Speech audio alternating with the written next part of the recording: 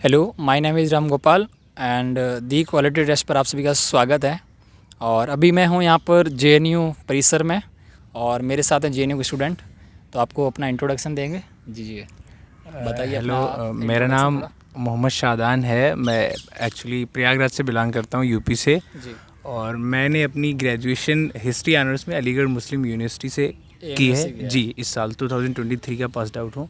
और मेरा modern history में यहाँ जेएनयू में एडमिशन हुआ है एमए कोर्स के लिए। और मेरी यहाँ पे जो रैंक रही है, जनरल रैंक 18 और कैटेगरी रैंक 9 रही है। Very good. जी। तो शादान, आपने एएमयू से ग्रेजुएशन किया है और अभी जेएनयू से जो है पोस्ट ग्रेजुएशन पीजी कर रहे हैं। जी। हिस्ट्री के स्टूडेंट हैं हमारे साथ में और आप हमारे यूट्यूब चैनल दी क्वालिटी टेस्ट पर ये वीडियो देख रहे हैं। तो इस वीडियो के थ्रू हम स्टूडेंट को बताना चाहेंगे कि जो सीयूटी पीजी एग्ज़ाम है उस एग्ज़ाम का क्या लेवल है, उसमें कैसे कैसे क्वेश्चंस आते हैं। और भी बहुत सारी अलग अलग यूनिवर्सिटी में बच्चे यूजी कर रहे होंगे, तो डेफिनेटली उनका ड्रीम होगा कि वो जेएनयू जैसी एक टॉप यूनिवर्सिटी में यहाँ पर इनरोल हो, उनका यहाँ से पोस्ट ग्रेजुएशन हो। तो सीयूटी पीजी का एग्ज़ाम का क्या लेवल आता है, क्वेश्चंस का क्या डिफ़िकल्टी लेवल रहता है, उसके बारे में थोड़ा आप बताइए ज़रा। Actually see U T P G जो इंट्रेंस टेस्ट रखा गया है, वो अभी नया इंट्रोड्यूस किया गया है। इसके पहले जो होता था जेएनयू डबल ई हुआ करता था, जेएनयू इंट्रेंस एग्जामिनेशन। उसके थ्रू मास्टर्स कोर्सेज में और यूजी कोर्सेज में इनफैक्ट एडमिशन हुआ करते थे। लेकिन पिछले साल से जो common university entrance test post graduation introduce किया गया है, जेएनयू उसी के अंडर ही आ गया है। मतलब जेएनयू के जितने भी सारे कोर्सेज हैं वो उसी के थ्रू उसमें बच्चों का एडमिशन लिया जा रहा है। जी। और रही बात, अगर हिस्ट्री की बात की जाए तो इनफैक्ट मैं हिस्ट्री का स्टूडेंट हूँ, तो I will talk about much about history. तो हिस्ट्री में पिछले साल थोड़े से फैक्चुअल क्वेश्चन ज़्यादा थे, लेकिन इस साल का पैटर्न थोड़ा सा डिफरेंट कर दिया है सीयूटी ने। और इनफैक्ट ये उम्मीद भी थी कि फर्स्ट टाइम एनटीए ने कराया था, तो थोड़ा जो है लेवल उसका डाउन रहेगा, लेकिन नेक्स्ट टाइम जो हुआ तो थोड़ा लेवल उसका हाई हो जाएगा। और वो उम्मीद पर खरा उतरा है अपने एनटीए। जी। उसके बाद क्वेश्चन थोड़े से टिपिकल कर दिए गए और थोड़े से मतलब फैक्चुअल को हटा के इन्होंने आपकी फाउंडेशन को चेक करने की कोशिश किया है। मतलब आपकी जो एनालिटिकल पावर है, थिंकिंग पावर है, उसको भी चेक करने की कोशिश की है। मतलब ऐसा नहीं कि आपने रट के चले गए और 4 ऑप्शन आए कर दिया, ऐसा नहीं है। मतलब थोड़ा आपका एनालिटिकल पावर होना चाहिए, आपने कॉन्सेप्ट स्ट्रांग होने चाहिए। जी जी बिल्कुल। एक्चुअली क्या हुआ कि यहाँ पे इस बार बहुत कम क्वेश्चन ऐसे थे कि जो डायरेक्ट आप उसको टिक करके कर सकते थे। आपको क्वेश्चन को सॉल्व करने के लिए आपको अपने माइंड को बहुत कंसंट्रेट करना पड़ रहा था एग्जाम सेंटर में, और एक आपको पूरे फाउंडेशन को खंगालना पड़ रहा था कि ये क्वेश्चन कहाँ से सही हो सकता है, किस एंगल से सही हो सकता है। एक्चुअली ये नहीं कि आप टिक कर देंगे और द फैक्ट है कि सही हो जाएगा। उसके लिए आपको अपने फाउंडेशन को, जिसका फाउंडेशन स्ट्रांग था, उसके लिए काफ़ी मदद भी हुई एग्ज़ाम में, काफ़ी अच्छा भी रहा उसके लिए। तो मेरी राय यही रही है कि जिसके फाउंडेशन स्ट्रांग थे उसके पेपर अच्छे गए थे। बिल्कुल। तो अब आप ये बताएं कि जो सीयूटी पीजी का एग्ज़ाम है, तो इसमें मैनली देखिए पेपर का पैटर्न में क्या क्या होता है। पेपर के पैटर्न के बारे में थोड़ा बताइए कि उसमें जैसे पार्ट ए पार्ट बी 2 आते हैं, तो उसके बारे में थोड़ा बताइए आप। एक्चुअली जो सीयूटी पीजी का टेस्ट होता है वो 2 पार्ट में, part A and part B. और पार्ट ए में 25 क्वेश्चंस होते हैं, जिसमें लैंग्वेज जनरल अवेयरनेस के क्वेश्चंस होते हैं। उसमें डिफरेंट रीजनिंग और थोड़े मैथ के क्वेश्चन और लैंग्वेज। जी, एक कोई भी लैंग्वेज आप जो भी चूज करेंगे। ये 25 क्वेश्चंस होते हैं और 75 क्वेश्चंस आपके हिस्ट्री डोमेन से आएंगे। मतलब अगर आप हिस्ट्री चूज कर रहे हैं, तो अगर कोई अदर सब्जेक्ट चूज करेंगे तो आपके अदर 75 क्वेश्चन आपके होंगे। इसमें क्या है कि जेएनयू जो है वो 75 क्वेश्चंस को ही आपका कट ऑफ में कंसीडर करता है। जी जी बिल्कुल, 75 क्वेश्चन ही आपके कंसीडर करेगा। मतलब वेरी इंपॉर्टेंट कि जेएनयू में एडमिशन लेना आपको, तो उन 75 क्वेश्चंस को आपको बहुत अच्छे से सही करना होगा और उनका वेटेज ही जेएनयू में देखा जाएगा। बिल्कुल बिल्कुल। 25 क्वेश्चन आप कितने करते हो उसका यहाँ पर नहीं देखा जाएगा। जी जी, करते हैं नहीं करते हैं, माइनस मार्किंग में जाते हैं या आप पॉजिटिव में रहते हैं, उससे कोई इम्पैक्ट पड़ने वाला नहीं है जेएनयू के लिए। और जेएनयू के लिए जो इम्पोर्टेंट है that is 75 question is important for JNU. और ये क्वेश्चन 4 मार्क का होता है, तो 75 × 4 के 300 का होता है। जी जी, आपका जो 300 में से लगभग कट ऑफ आती है। बिल्कुल। आपका 300 में से कितना स्कोर था इस बार अराउंड? मेरा 300 में से 206 मार्क्स रहे हैं अराउंड। जी, काफ़ी अच्छा स्कोर है। आप मान के चलिए कि 206 जो है 300 में हिस्ट्री में डोमेन में आया केवल आपका ना। जी जी। बिल्कुल। तो आपको यदि जेएनयू सोचते हैं कि एडमिशन लेना है तो आप भी इतनी मेहनत कीजिए एटलीस्ट कि आपका जो डोमेन है 300 में से आपका 70% 80% यहाँ पर आए हिस्ट्री के लिए। जी बाकी अदर सब्जेक्ट हैं शायद हिस्ट्री, हिंदी लिटरेचर है या ज्योग्राफी, उनके साथ कट ऑफ और भी हाई जाती है आई थिंक। जी जी जी 80 की 90 के आसपास जाती है। जी जी एक्चुअली मुझे मतलब और सब्जेक्ट के बहुत आइडिया नहीं है, हाँ, लेकिन सुनने में हाँ आया कि और सब्जेक्ट के बहुत हाई जाते हैं। हाँ और लिटरेचर के सब्जेक्ट्स हैं तो थोड़ा सा हाई जाने के चांसेस भी ज़्यादा हो जाता हो है। जाते हैं। और हिस्ट्री और ये जो ह्यूमैनिटीज़ के सब्जेक्ट्स हैं थोड़े फिलोसॉफिकल हो जाते हैं, तो इसमें गलत होने के चांसेस ज़्यादा होते हैं। और कई बार ये होता है ना, ये क्वेश्चन ऐसे होते हैं कि ये आपकी फिलोसफी पे डिपेंड करता है। अब जिसने पेपर बनाया है वो किसी दूसरे माइंडसेट को यूज करके बनाया है और उसके हिसाब से भी क्वेश्चन सही है। और आप जिस फिलोसफी को, जिस रीजनिंग को यूज करके क्वेश्चन को टिक कर रहे हैं वो भी सही है। तो इसलिए थोड़ी सी कट ऑफ लो हो जाती है, मेरा जहाँ तक मानना है। बिल्कुल। तो ये बताइए कि CUT PG और जो नेट एग्जाम है जी ऐसा कोई आपस में रिलेशन आपको लगा कुछ कि नेट लेवल के क्वेश्चन यहाँ इसमें आ रहे हैं CUT PG में, ऐसा कुछ आपको महसूस हुआ हो कि पुराने नेट के जो क्वेश्चन हैं यहाँ पे पूछे जा सकते हैं फ्यूचर में? बिल्कुल ये कहा जा सकता है, क्योंकि एक्चुअली NTA ही करा रहा है CUT को भी और नेट को भी NTA ही करा रहा है। और जाहिर सी बात है कि मास्टर्स स्टूडेंट्स ही नेट के लिए एलिजिबल होते हैं, जो मास्टर्स में एडमिट होते हैं। अब ये मास्टर्स इंट्रेंस टेस्ट है, थोड़ा सा लेवल डाउन होता है, लेकिन ये बिल्कुल क्लियर है कि नेट के जो बच्चे नेट के पेपर्स देख के आते हैं तैयारी करने से पहले और इन सबको थोड़ा ध्यान में रखते हैं, उनके लिए काफ़ी फ़ायदा होता है। इनफैक्ट अगर मैं अपनी हकीकत बताऊं तो मैंने भी नेट के क्वेश्चन को देख रखे थे। बिल्कुल जी बिल्कुल। तो आपको नेट का भी थोड़ा आइडिया होना चाहिए कि नेट में क्वेश्चंस कैसे आते हैं। जो नेट के पुराने क्वेश्चंस हैं PYQ, उनको आप थोड़ा देखें। जी जी बिल्कुल। तो अब आप ये बताइए कि जो हिस्ट्री में डोमेन की बात करें अपन, हिस्ट्री की प्रॉपर, तो उसमें एंशिएंट, मिडिवल, मॉडर्न 3 सेक्शन है मेनली, है ना? जी। तो ये बताइए कि इसमें मेनली इस बार कौन सा सेक्शन ज़्यादा इम्पोर्टेंट रहा था, इस बारे में थोड़ा कुछ बताइए स्टूडेंट को।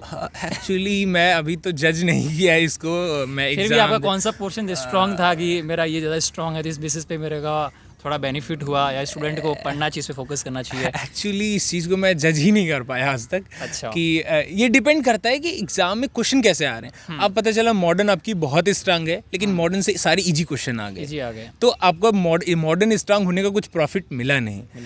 इनफैक्ट अगर क्वेश्चन मॉडर्न से आए नहीं। बिल्कुल बिल्कुल। अब क्या हुआ, इस बार एक फ्लॉप हो गया। वो ये हुआ कि हम सभी बच्चों ने ये गेस किया था कि वर्ल्ड हिस्ट्री से भी आएगा। इनफैक्ट हमारे सिलेबस में भी था वर्ल्ड हिस्ट्री। तो वर्ल्ड हिस्ट्री लास्ट ईयर भी आए थे 1-2 क्वेश्चन, तो इस साल एक भी क्वेश्चन वर्ल्ड हिस्ट्री से नहीं आया। और दूसरी चीज जो धोखा ये हुआ कि ये उम्मीद थी कि मॉडर्न हिस्टोरियोग्राफी भी आएगी थोड़ी बहुत। जी, हिस्टोरियोग्राफी पढ़ते हैं जो बुक्स का ऑथर वगैरह जो होते हैं। जी जी। तो हिस्टोरियोग्राफी भी टोटली नेग्लेक्ट हो गई है। थोड़ी बहुत बुक्स एंड ऑथर के बारे में थोड़ा पूछा था शायद, जो इतना वेटेज नहीं था, बहुत कम वेटेज था। जो सेकेंड शिफ्ट का पेपर हुआ है उसमें शायद मुझे लगता है थोड़ा सा हिस्टोरियोग्राफी के पार्ट को बढ़ाया गया था, लेकिन फर्स्ट शिफ्ट में हिस्टोरियोग्राफी के मतलब पार्ट को थोड़ा सा मतलब नहीं रखा गया था, ये कह लीजिए। जी। तो अब आप ये बताइए कि जो स्टूडेंट नेक्स्ट जो 2024 की CUT PG की प्रिपरेशन करना चाहते हैं, ठीक है जी, तो उनको किस तरह से प्रिपरेशन करनी चाहिए, क्या स्टेप्स उनके लिए होने चाहिए? कोई टेस्ट सीरीज़ के बारे में, कोई बुक के बारे में आपको रिकमेंड करें, कुछ बताना चाहें, बताइए थोड़ा बहुत। एक्चुअली मेरा जो मानना है कि first thing which is the most important is your foundation. Your foundation should be very strong if you want to get in JNU, because this is the hardest test if you want to get in social sciences. JNU is considered as IIT of social sciences. तो आपको उसी हिसाब से तैयारी करनी है। और मेरा जहाँ तक मानना है, अगर अभी 2024 के लिए जो बच्चे तैयारी करना चाह रहे हैं या करना स्टार्ट कर दिए हैं, उनके लिए बेस्ट थिंग ये है कि पहले अभी 2-3 महीने अभी स्टार्टिंग के, यानी जनवरी तक, फरवरी तक वो अपने फाउंडेशन को स्ट्रांग कर लें। और यानी बाय यूजिंग स्टैंडर्ड बुक्स।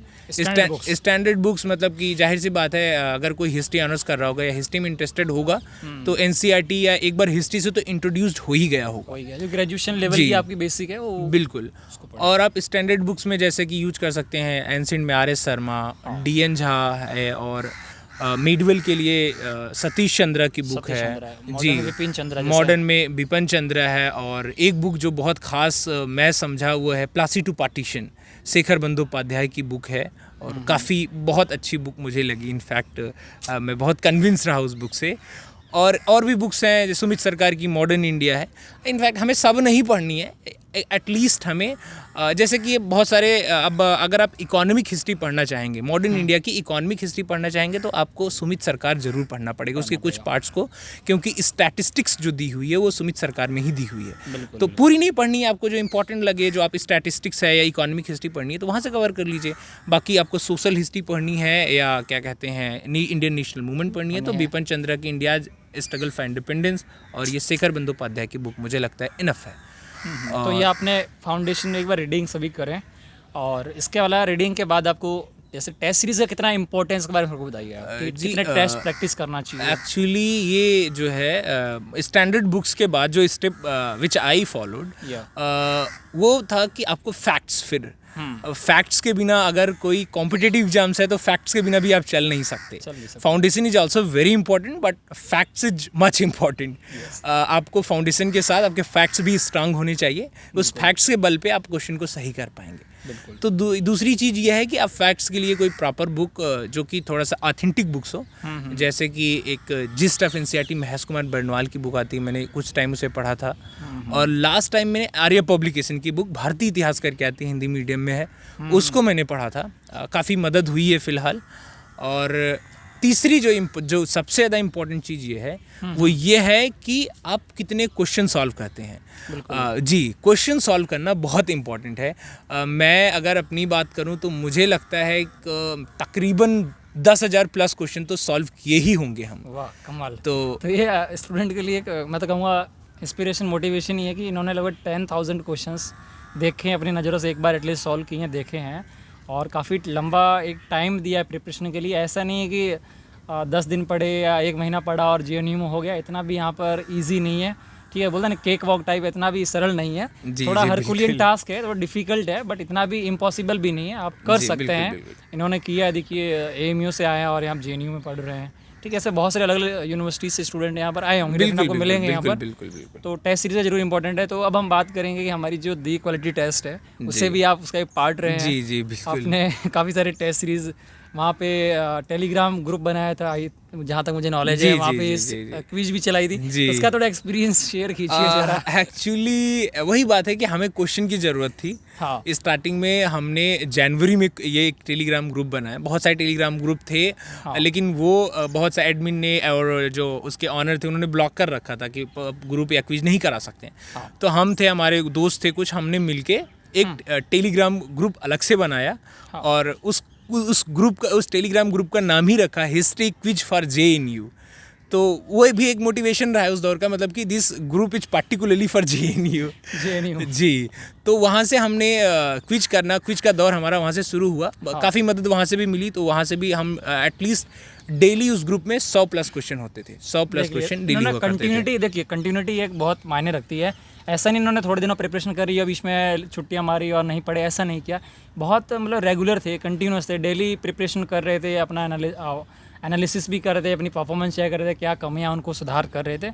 तो मेरा भी मैंने देखा है, जहाँ तक हम भी पढ़ रहे हैं, तो कि ना कंटिन्यूसली काफ़ी मायने रखती है ना। कंटिन्यूटी के बगैर आप सिंसियरिटी बहुत इंपॉर्टेंट है। ऐसा नहीं है कि आप थोड़े दिनों पढ़ाई किया और छोड़ दिया और आपका सिलेक्शन हो जाए। और बहुत दिन का मसला भी नहीं है, मतलब हाँ। आपको बहुत लंबे टाइम तक नहीं करना है, मतलब मुश्किल से मुझे लगता है 5-6 महीने अगर आप सीरियस हो जाएंगे तो 5 to 6 मंथ एक अच्छी जगह पढ़ने आ सकते हैं, फिर आप आगे अपना करियर जो है अच्छे से बना सकते हैं। तो अब आप ये बताइए कि जेएनयू से पढ़ने का क्या स्कोप है फ्यूचर में, आपका क्या क्या यहाँ आके जेएनयू में एडमिशन लेके क्या कर सकते हैं आगे, इस बारे में थोड़ा बताइए। अभी तो एक्चुअली हमारा नया एडमिशन हुआ है, फिर भी जेएनयू किसी भी इंट्रोडक्शन की मोहताज नहीं है, ये सबको पता है।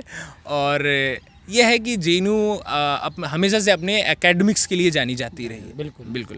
तो इनफैक्ट जो NIRF रैंकिंग होती है एवरी ईयर, उसमें जेएनयू हमेशा टॉप 5 में कहना चाहूँगा रहती है। ठीक है जी बिल्कुल। तो उसका एक कारण ये है कि एकेडमिक्स में जो है जेएनयू काफ़ी बेटर है, मतलब अदर यूनिवर्सिटी से। जी। तो बताइए जरा स्कोप क्या क्या रहने वाला है और एकेडमिक्स में यहाँ पर आगे क्या क्या कर सकते हैं। एकेडमिक्स में एक्चुअली अगर जेएनयू से कोई मास्टर्स कर रहा है, जैसे मैं मास्टर्स कोर्स में एडमिट हुआ हूँ, तो अगर कोई मास्टर्स कर रहा है तो जो पहली चीज़ है तो वो एक एकेडमिशियन के तौर पे वर्क कर सकता है या एक इंडिपेंडेंट रिसर्चर के तौर पे आगे वो काम कर सकता है।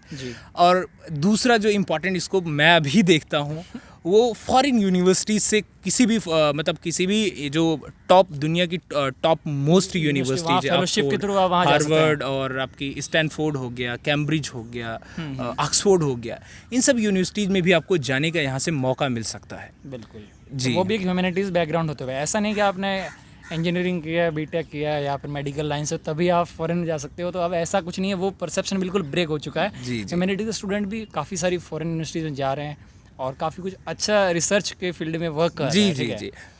और बाकी जो एक ट्रेडिशनल यहाँ से चला रहा है उसके बारे में कुछ बताइए, जो ट्रेडिशनल स्कोप क्या है? Traditional scope JNU actually JNU ये अपनी जो नेट पॉलिटिक्स और ये की जो जीआरएफ वाली लाइन है इसके बारे में थोड़ा कुछ बताइए। जेएनयू असल में क्या है कि हर कोई एक अपना साइड में जो वो है सेफ्टी चाहता है। हाँ जी, तो नेट जेआरएफ तो हर कोई चाहता है कि नेट जेआरएफ मेरा हो जाए, और नेट जेआरएफ हो जाने के बाद भी आपको पता है कि एक अच्छी खासी फेलोशिप मिलती है, आप इंडिया में भी रह के रिसर्च कर सकते हैं और अपने हायर एजुकेशन जो भी परस्यू कर कंटिन्यू कर सकते हैं। जी और बिल्कुल। कोई एग्जाम के आगे आपको लगता है कि सिविल सर्विस की प्रिपरेशन करनी है तो फेलोशिप के थ्रू आप कर सकते हैं। बिल्कुल बिल्कुल। या आप असिस्टेंट प्रोफेसर बनना चाहते हैं किसी यूनिवर्सिटी में तो जी। भी आई थिंक जेएनयू से पढ़ने के बाद में जी जी बहुत बहुत बहुत आसान हो जाता क्योंकि है। आप इंटरव्यू वगैरह कहीं देने जाएंगे तो आपका एक इम्प्रेशन पड़ता है कि आप जी एक्चुअली जेएनयू का टैग वर्क करता है। जी, आप अगर कहीं भी जाते हैं किसी भी इंटरव्यू के लिए या किसी भी मतलब किसी भी पोस्ट के लिए जाते हैं तो आपकी सीवी जब चेक होगी तो वो जब देखेंगे कि आप जेएनयू से हैं और जेएनयू से ये कोर्स कर रखा है तो उसका एक अच्छा इम्पैक्ट पड़ता है। बिल्कुल जी, क्योंकि आप जैसा अभी आपने खुद मेंशन किया कि जेएनयू की जो एनआईआरएफ रैंकिंग है वो हमेशा टॉप सेकंड टॉप 5 में हमेशा आती रहती है। बिल्कुल आती रहती है। जी, तो काफ़ी आपका बहुत बहुत धन्यवाद कि आपने इतनी सारी इन्फॉर्मेशन हमारे साथ शेयर करी और फ्यूचर में आप लोगों से जुड़े रहेंगे। और आपको कोई डाउट हो स्टूडेंट्स तो आप हमारे इस वीडियो के नीचे कमेंट करके हमसे पूछ सकते हैं। और हमारे साथ जेएनयू के स्टूडेंट जुड़े हुए हैं, ऐसे ही हमारे साथ बीएचयू, दिल्ली यूनिवर्सिटी और भी कई सारी यूनिवर्सिटीज़ के स्टूडेंट्स जुड़े हुए हैं कंटिन्यूसली। और हमारा जो टेस्ट सीरीज़ है बताना चाहेंगे आपको, हम हिस्ट्री की प्रिपरेशन करवा रहे हैं, इसके अलावा फ्यूचर में अदर सब्जेक्ट भी हम लेके आ रहे हैं। तो उसका लिंक भी आपको नीचे डिस्क्रिप्शन बॉक्स में मिल जाएगा, जहाँ पर देखिए इतने टैलेंटेड स्टूडेंट हैं वो वर्क करते हैं। ठीक है, अच्छे से क्वेश्चंस आपके लिए डालते हैं जिससे अपनी प्रिपरेशन को आप स्ट्रॉन्ग कर सकते हैं। और definitely I think CUET PG में आपका एडमिशन होगा। तो हमारी सभी की ओर से आपको बहुत सारी शुभकामनाएं और आपको भी शुभकामनाएं फ्यूचर के लिए। आपका बहुत शुक्रिया। और मुझे काफ़ी अच्छा लगा आपसे मिल करके।